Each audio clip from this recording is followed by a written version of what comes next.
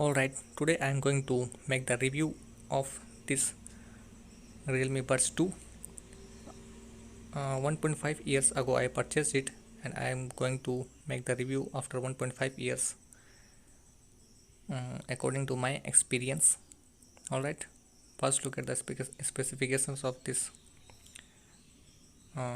box or this specification of the not the box but specification of its Realme Buds 2. Alright. So first thing is this, the company had said that this will not get tangled, but it gets tangled, but not that too easily, but it gets tangled, and it gets tangled due to the magnetic property of this. Alright, so company failed that it said it will not get tangled, but it get tangled. And the second thing about is this, that the braided cable you have to maintain in order to keep that braided of that cloth parts. Buttons are fine, buttons are well working after 1.5 years, everything is fine, but you need here to maintenance. I maintained it carefully so it survived for 1.5 years. Alright, the main thing is this, it gets round easily, as you could see it tangled again. Lol, look at this, it get round like this.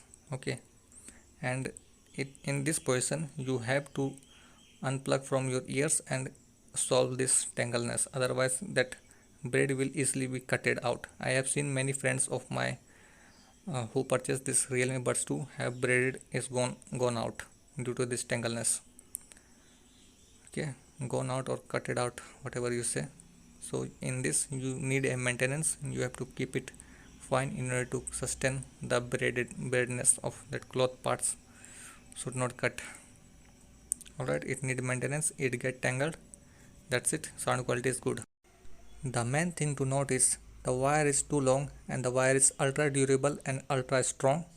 After 1.5 years of usage, both the buds are working fine and sound quality is also as it is, no difference in sound quality.